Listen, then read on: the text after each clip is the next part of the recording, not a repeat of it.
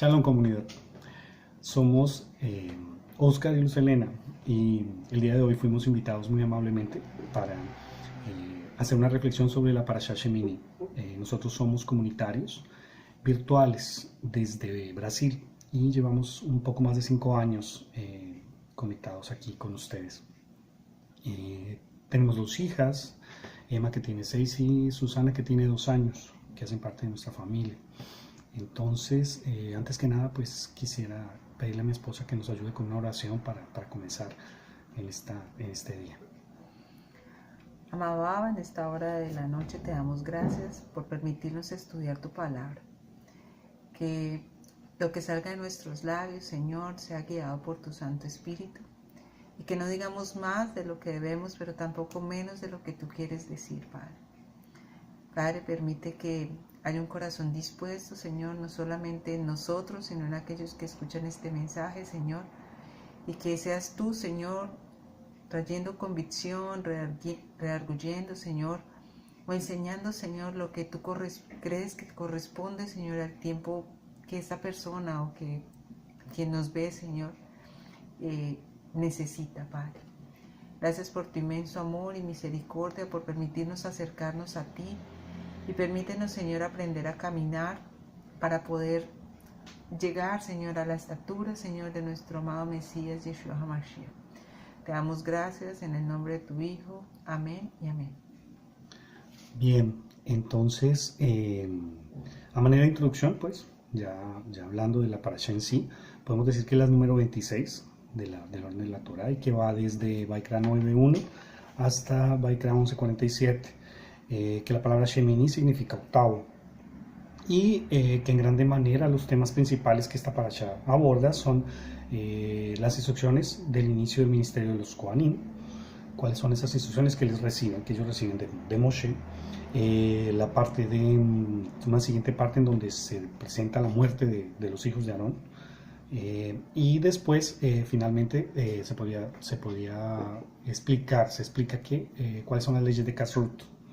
Entonces, una de las primeras cosas que nosotros vimos fue un símil que se hacía con el número 8 y cómo ese octavo o ese 8 hace parte de un comienzo de un nuevo ciclo alrededor de la Torá en diferentes momentos.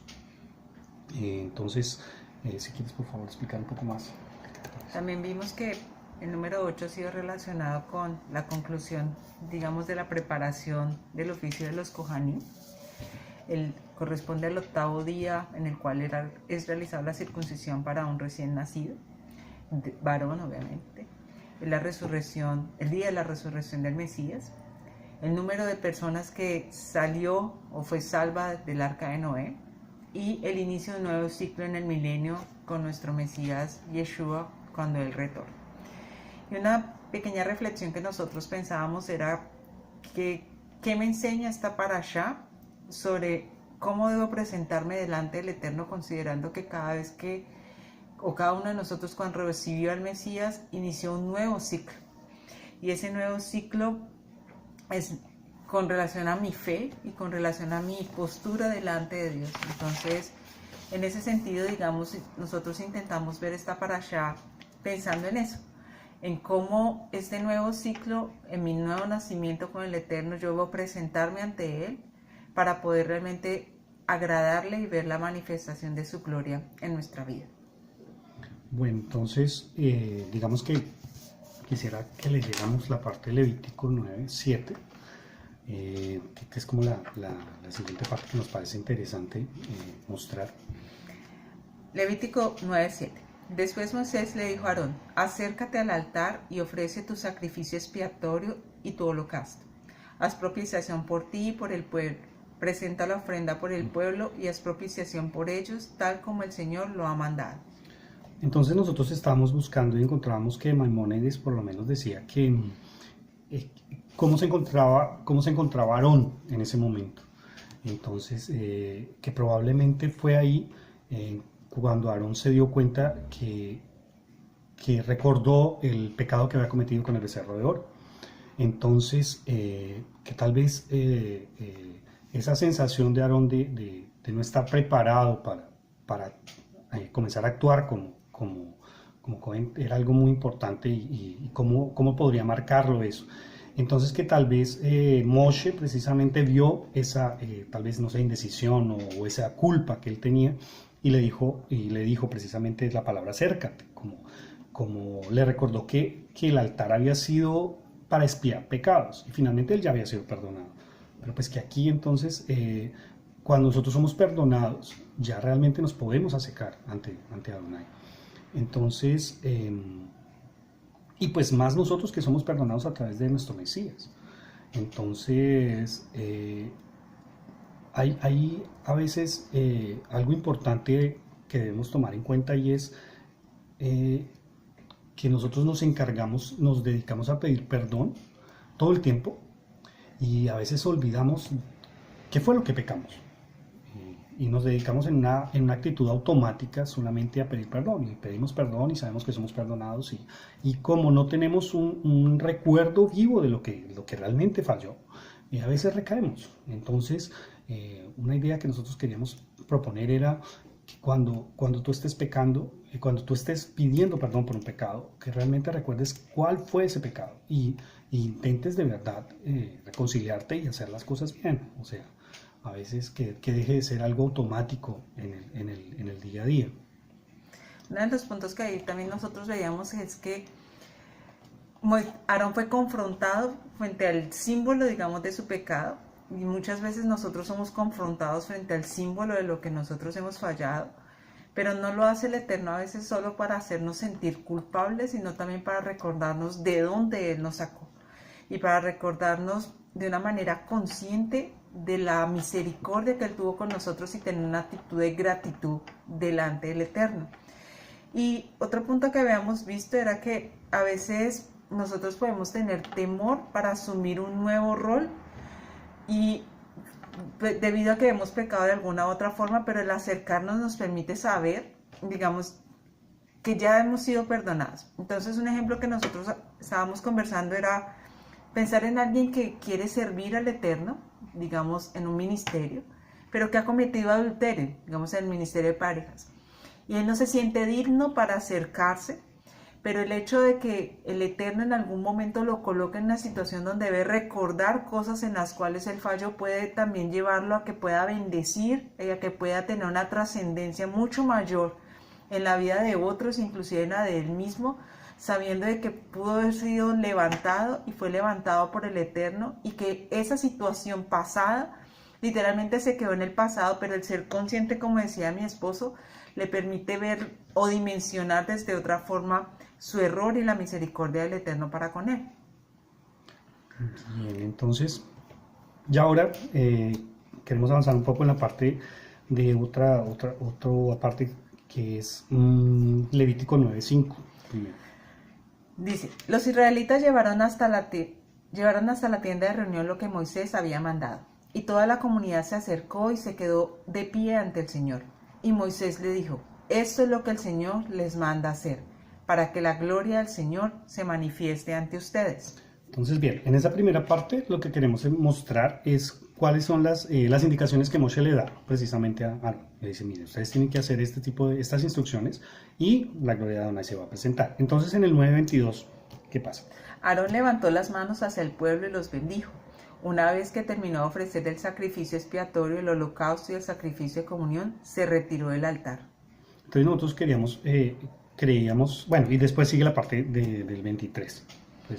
Moisés y Aarón entraron en la tienda de reunión. Al salir bendijeron al pueblo y la gloria del Señor se manifestó a todo el pueblo. De la presencia del Señor salió un fuego que consumió el holocausto y la grasa que estaba sobre el altar. Al ver esto, todo el pueblo prorrumpió en gritos de júbilo y cayó sobre en tierra. Digamos que nosotros fuimos tocados aquí, pensamos que creímos que la primera parte, si uno se pone a mirar, pareciera que solo era necesario, Moshe le dijo, mira, sigan las instrucciones y la gloria del Eterno se va a manifestar. Pero solo se manifestó cuando Moshe y Aarón fueron y se presentaron. O sea, eso se dio, entonces nosotros queríamos creer que cuando uno actúa en unidad es que las cosas suceden. Entonces, si lo llevamos a nuestra familia, nosotros siempre hemos creído que en una familia, pues normalmente en las familias de nuestra comunidad sucede algo muy, muy particular y es que casi siempre todos están de acuerdo en las decisiones que se toman. Porque la decisión normalmente entre una familia de las nuestras es probablemente la más adecuada. Lo que creemos nosotros es que a veces las acciones de esas decisiones son las que no se hacen en el momento, en el mismo momento, o los dos como un sol, como un todo, no actúan.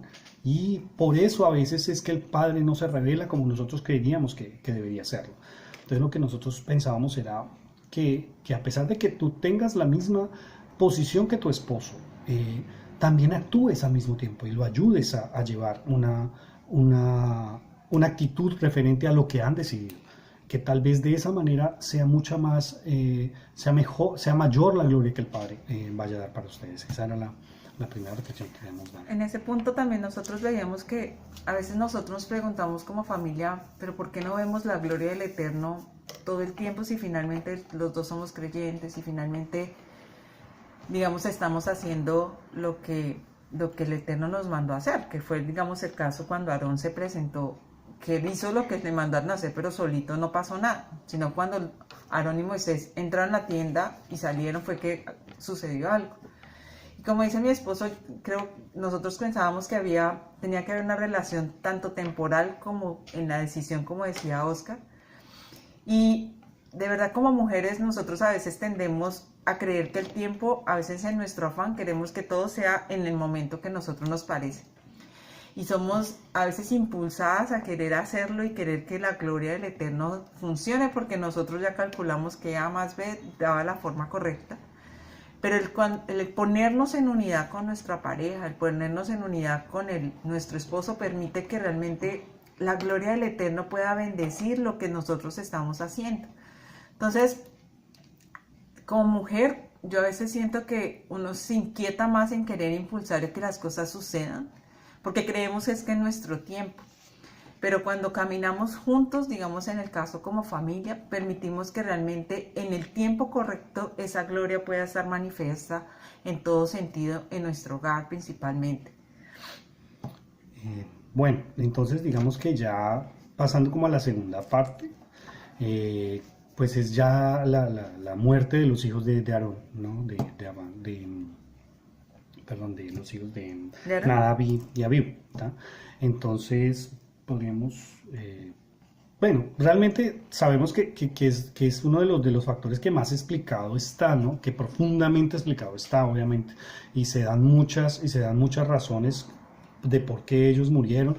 Entre una de ellas precisamente es aquella que habla de que ellos estaban intoxicados por licor, porque pues finalmente más adelante en la misma parasha se da una ley en la que se explica qué se debe hacer cuando una persona es intoxicada por licor y precisamente los sabios explican que esa es una de las razones por las cuales se pretende y se cree que murieron, bueno, que fueron sacrificados los hijos de Aarón. Entonces, digamos que nosotros queríamos intentar hacer como un contraste entre los hijos de Aarón y Aarón. Entonces, tal vez porque nosotros veíamos que Aarón finalmente tenía un temor de asumir una labor, ya precisamente por lo que habíamos hablado antes de todas estas situaciones que tenía en cuanto al becerro y esos pecados que había cometido. Y que al parecer, por la historia, sus hijos tenían una ansiedad por ejercer el liderazgo, porque ellos eran, por lo que indagamos, eran personas que eran muy reconocidas en la comunidad. Entonces que se creó esa situación y dentro de sus hijos, en esa creencia de poder hacer algo mejor, ellos hicieron lo que querían hacer. Y ellos presentaron las cosas de acuerdo a su propio pensamiento y no respetaron la autoridad de alguien que estaba ahí. Tal vez eso fue una manera para entender que ellos presentaron un fuego extraño, hicieron algo que no era lo que se esperaba. En ese punto nosotros habíamos visto el versículo de Romanos 12:3. Romano 12:13. 12:3, perdón. Nos dice: Por la gracia que se me ha dado, les digo a todos ustedes, nadie tenga un concepto de sí más alto del que debe tener, sino más bien piense de sí mismo con moderación según la medida de fe que Elohim le haya dado. Y como se creía que finalmente los hijos de Aarón serían mucho mayor, o tenían una grandeza superior a la de Moisés y Aarón, ellos posiblemente tenían un concepto más alto de sí mismos y ellos creían que podían hacerlo mucho mejor de lo que Aarón y Moisés lo estaban haciendo. Y ellos presentaban un fuego que nosotros entendíamos ese fuego como si fuera un fuego fuera de la autoridad. Era un fuego, cualquier fuego que esté fuera de la autoridad podría entenderse como un fuego extraño porque fue sin consultar. Fue un fuego que finalmente no había salido o no provenía del mismo Eterno, sino que provenía de su propio interés o de los intereses de cada uno, de querer mostrarse y de saber que lo podía hacer mejor que el otro. Y a veces no significa que posiblemente nosotros no lo podamos hacer mejor. Digamos, un ejemplo que nosotros estábamos discutiendo era que muchas veces nosotros tenemos a un jefe que no parece ser el más idóneo para ser nuestro jefe y todo por el contrario, no podría ser mejor que su jefe. O pensaríamos que la idea que uno tiene es mucho mejor que la del jefe, pero el hecho de implementarla o querer hacerla fuera de la autoridad y sin consultar, finalmente podría tener consecuencias tanto para nosotros como para nuestra familia y podrían ser consecuencias devastadoras como la que ocurrió con Nadán y Abino. Pero también nosotros cuestionamos como papás que somos, nos cuestionamos sobre nuestras hijas, por lo menos. Y pensábamos en que actualmente los niños tienen un concepto de autoridad, digamos, muy equivocado y nos hemos colocado, como decía a veces el pastor, en un pedestal donde les decimos usted es mejor, usted lo puede hacer bien. Pero dentro de ese mismo concepto a veces vemos actitudes que van en contra de la autoridad y que no los ponemos como en alerta de ver esas señales que ellos podrían estar dando para que podamos evitarles situaciones dolorosas y entender que cuando ellos intentan pasar por encima de esa autoridad o pasar fuera de la autoridad, que finalmente para nosotros son una forma de entender como un fuego que no proviene del Eterno, porque toda autoridad es delegada por el Eterno, entonces nos permitiría ver de cuánto nosotros estamos cuidando como esas actitudes de nuestros hijos para evitarles dolor a ellos, pero al mismo tiempo evitarnos dolor nosotros como padres frente a situaciones que les podrían causar, inclusive las situaciones como la muerte. Entonces, también pensábamos que nosotros debemos ser sensibles a las necesidades de nuestros hijos referente a su concepto de sí mismos, pero al mismo tiempo ser cuidadosos de cómo le enseñamos que la autoridad es una forma de manifestar o de ver la gloria del Eterno, pero entendiendo que el fuego, la presencia de Él también está manifiesta en cada persona que tiene una autoridad delegada. Y ya que estamos hablando del duelo, pues obviamente que seguimos ahí con la parte del duelo. Tenemos Levítico, queremos enlazar la parte de por qué Aarón tal vez guardó silencio, además de obviamente, pues porque fue mandato de Moshe, pero creemos que hay una razón además de eso. Entonces, si puedes, por favor, Levítico 10:3. 10:6 primero, ¿no era? 10:6, ajá. Entonces, Levítico 10:6 dice: Luego Moisés les dijo a Aarón y a sus hijos de Eleazar y Tamar: No anden de ustedes con el pelo despeinado, ni se rasguen los vestidos, así no morirán ustedes, ni irritará al Señor contra toda la comunidad. Sus hermanos israelitas harán duelo por el incendio que produjo el Señor, pero ustedes no vayan a salir de la tienda de reunión, no sea que muera, porque el aceite de la unción del Señor está sobre ustedes. Y ellos hicieron lo que Moisés les dijo. Y esa está relacionada con las leyes sobre el duelo sacerdotal. Y el punto que Oscar decía está en Levítico 10:3. Moisés le dijo a Aarón: de esto hablaba el Señor cuando dijo: entre los que se acercan a mí manifestaré mi santidad, y ante todo el pueblo manifestaré mi gloria. Y Aarón guardó silencio. Entonces, nosotros pensábamos y decíamos, ¿qué tan difícil ha de ser para Aarón saber que acaba de perder a sus hijos, pero pues que finalmente él está respondiendo, además de él, desde su familia, por una comunidad mucho más grande, que es como el deber ser, y hasta donde él poder saber también que pudo haber sido error de él, en cierto sentido, pues que sus hijos hubieran actuado como actuaron. O sea, tal vez tantas cosas que pudieron haber pasado en ese momento. Para un padre perder un hijo es una cosa inconmensurable, es una cosa muy difícil, sin duda. Y también lo que me llevaba a pensar con Elena hablando era que Moshe estaba perdiendo a sus sobrinos también, ¿no? Entonces todos estaban en una situación en la que si Adonai no está en nuestros corazones, difícilmente uno puede lidiar con eso. O sea, yo siempre he creído que definitivamente aquellos que estamos con el Eterno soportamos esas cargas con Él. Y eso nos da ese pensar de, bueno, entonces después ustedes van a tener tiempo para tomar su duelo, después van a pensar eso. Y precisamente, inclusive al final, en la parte en la que se tiene como una confrontación que tiene Moshe con los sobrinos de Adonai, también se ve que sin duda, o sea, si uno lee la primera parte, uno piensa que simplemente Aarón obedeció. Y uno dice, hombre, pero pues finalmente perdió a sus hijos. O sea, y sin duda le tuvo que doler porque es lo que aparece en la parte de Levítico 10:19, y que él muestra y dice que fue lo que sintió. Pero también sin duda el padre le dio ese discernimiento para decir, mire, o sea, este no es el momento, hay algo que prima aquí y debemos seguir adelante, porque pues es como lo que nos enseña, además de la grande enseñanza de que sin duda las cosas se deben hacer como están y no debemos hacer las cosas de acuerdo a como nos son dichas, pero también a cómo lidiar con el dolor. Y yo creo que el Padre es el que definitivamente nos da una fuerza porque no hay cómo lidiar el dolor solo si no estamos con Él, apoyándonos. Entonces, una de las enseñanzas que yo quiero tener aquí y que quiero brindarles es que la pérdida de un ser querido, definitivamente hay que apoyarse en el Padre, ¿no? Yo creo que es el único que definitivamente nos da la fuerza para poder seguir adelante o para poder entender el porqué.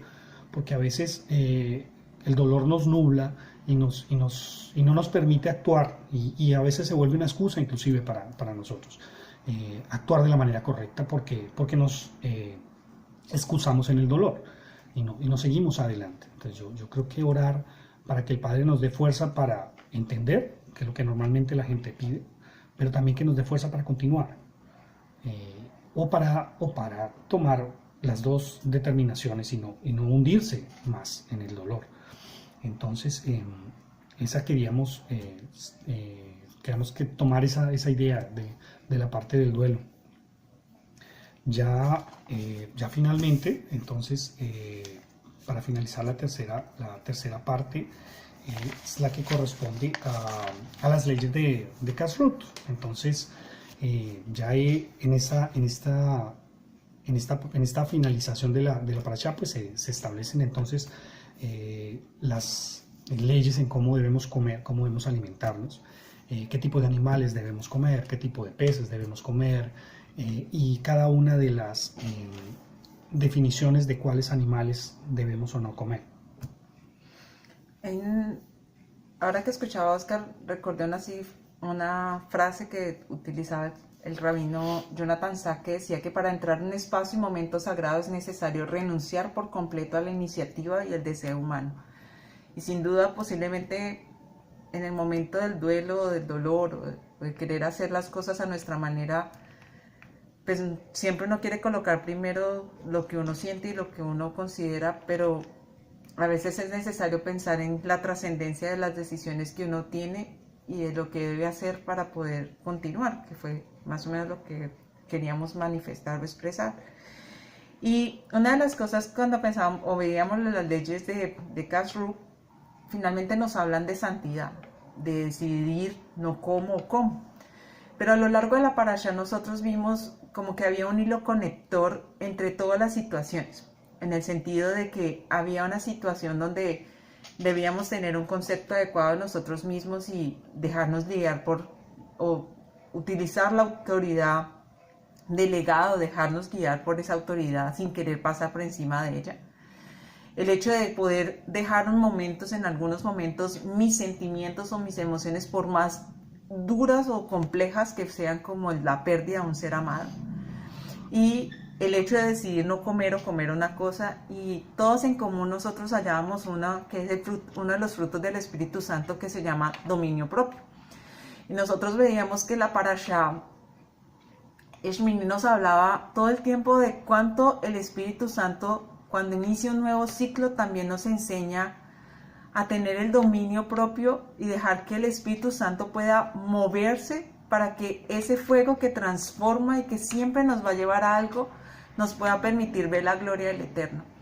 Cuando dejamos de lado como el yo quiero, es que yo tengo derecho, es que a mí me parece, es que yo soy mejor, o es que simplemente yo lo puedo hacer porque yo lo puedo hacer porque yo fui perdonado y el Eterno me lo permite, pero dejamos que el fruto del Espíritu, a partir del dominio propio, crezca en nosotros, realmente podemos dejar que la gloria del Eterno se manifieste todo el tiempo. Y eso fue una de las cosas como que más bonitas nos pareció cuando estábamos estudiando la parashá. Y era como todos los puntos se conectaban con los frutos del Espíritu que están en Gálatas 5:22. Solo para leer el pasaje, decía: en cambio el fruto del Espíritu es amor, alegría, paz, paciencia, amabilidad, bondad, fidelidad, humildad y dominio propio. No hay ley que condene estas cosas. Los que son de Yeshua HaMashiach han crucificado la naturaleza pecaminosa con sus pasiones y deseos. Entonces, sin duda vimos cómo la parashá nos mostró a unos hijos que tomaron las decisiones porque ellos querían hacerlo a su manera, por los diversos motivos que han sido estudiados por diversas personas y sabios de la Torá. Pero lo que nosotros realmente es que como debemos dejar que el fruto del Espíritu crezca en nosotros para tener el dominio propio suficiente para poder servir al Eterno de la mejor manera. Entonces, no sé si... Sí, y que dentro de esa humildad que debemos tener, nos sintamos capaces de dar para los demás, de prestar un servicio adecuado para nuestra comunidad. Entonces, creemos que era eso lo que queríamos hablar con ustedes hoy. Les agradecemos por el tiempo y queremos dar una oración para terminar. Entonces, Padre, en esta hora te agradecemos y esperamos que hayamos podido ser bendición para aquellos que nos escuchan. Te pedimos que nos guíes, Padre, en este caminar, y te pedimos por aquellos que están inquietos por tu palabra, Padre. Permíteles entender, permíteles ser guiados y que actúen de la manera que tú quieres, Padre. En un mundo en el que está lleno de abundancia de información, abundancia de reglas, por favor, ayúdanos a encontrar el camino correcto, Padre. Te agradecemos, Padre, porque somos padres y queremos crear de la mejor manera a nuestros hijos y a nuestras generaciones, Padre. Y por eso en esta hora estamos hablando para ti y no para el mundo. Bendice, Padre, esta comunidad y permite que podamos seguir creciendo con ellos. En el nombre poderoso de tu Hijo, Yeshua HaMashiach. Amén. Shabbat Shalom. Shabbat Shalom.